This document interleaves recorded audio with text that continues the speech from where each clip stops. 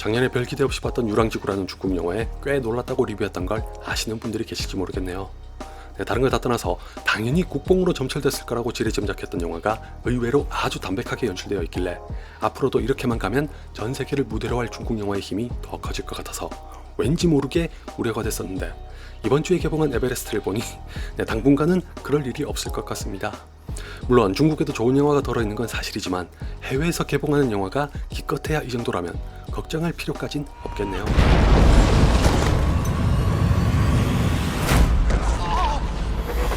이 영화는 1960년에 중국의 산악인 3명이 에베레스트의 정상에 올랐으나 당시로서는 등반을 완수했다는 걸 입증하기 위해 반드시 필요한 사진을 찍지 못해서 한동안 서구 사회로부터 인정받지 못했던 실화를 바탕으로 합니다.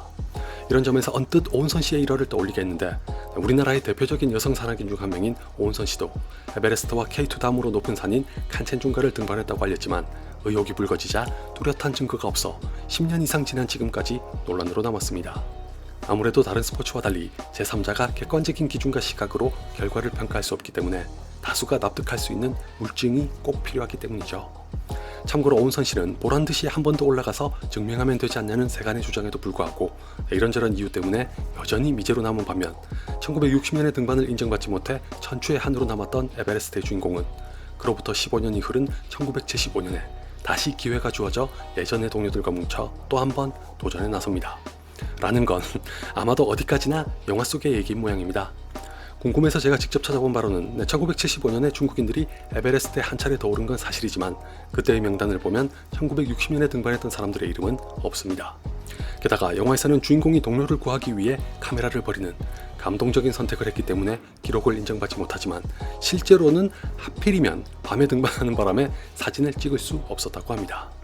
대신에 1975년에 등반했던 사람들이 1960년에 등반도 거짓이 아니라는 증거를 에베레스트의 정상에서 찾아 제시한 덕분에 뒤늦게나마 인정받았던 일화를 적당히 섞어서 각색한 영화일 확률이 높습니다.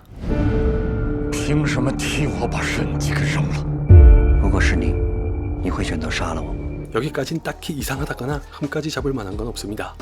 실화를 바탕으로 하면서 허구를 더해 각색한 영화가 한두 편도 아니고 창작의 선을 어느 정도까지는 허용해줘야 한다는 걸 받아들인다면 굳이 문제 삼을 필요는 없다고 생각합니다.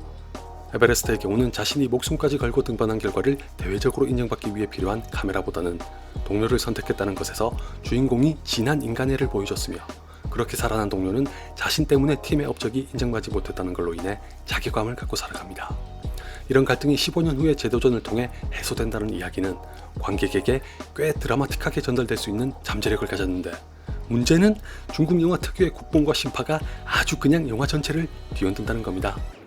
이 영화는 마치 크레이지 리치 아시안이 그랬던 것처럼 1960년에 에베레스트를 놓고 이웃나라와 국경 분쟁에 휩싸였고 그 나라가 남쪽 루트로 정상에 오르려 하자 중국에서는 세계 최초로 북쪽 루트에 도전했다는 자막을 띄우면서 다분히 국뽕에 잔뜩 취한 영화라는 걸 대놓고 알리면서 시작합니다.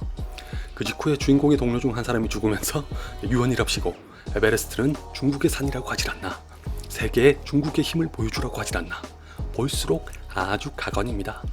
여러분도 보시면 공감하시겠지만 영화 전체가 민족의식을 고취시키겠다는 목표로 똘똘 뭉쳐있다는 걸 역력하게 알 수 있어 거부감을 안 가지려야 안 가질 수가 없을 정도입니다. 더군다나 이 영화는 국경 분쟁을 꺼낸 데 이어 티베트에 대해서는 이런 방구도 없이 자연스레 중국의 영토라는 듯이 말합니다.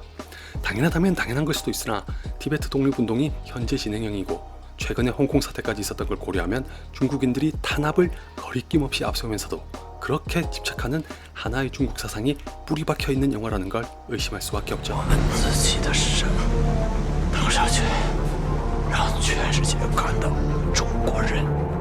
굳이 더 말하고 싶지도 않은 국뽕도 국뽕이지만 설사 그걸 제외하더라도 에베레스트는 도저히 감내하기 어려운 수준 이하의 영화입니다. 가뜩이나 국뽕 때문에 짜증나는 와중에 처음부터 끝까지 심파성 짙은 연출로 일관하니 과장 하나 안 보태고 숨이 턱턱 막힙니다.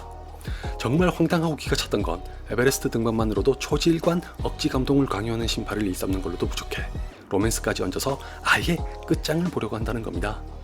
후자에는 장쯔이가 큰 역할을 하는데 포스터만 보면 장쯔이가 무슨 등반대의 대장이라도 되는 것처럼 보이지만 실상은 별로 하는 것도 없이 순전히 심파로 정점을 찍으면서 영화를 마무리하는 데 필요한 장치에 불과합니다. 이 두 사람 말고도 또 하나의 커플이 부수적인 로맨스를 선사하는 것도 대체 왜 넣은 건지 이해할 수 없었고 더 나아가 주인공이 뜬금없이 무협영화처럼 날아다니는 장면이 몇 번 나오는 건 가관입니다. 하다 등반 중에도 초절정 고수라도 되는 듯이 액션을 구사하는 걸 보면 이것마저 국뽕에서 벗어나지 못하는구나 싶어서 실소가 절로 터집니다.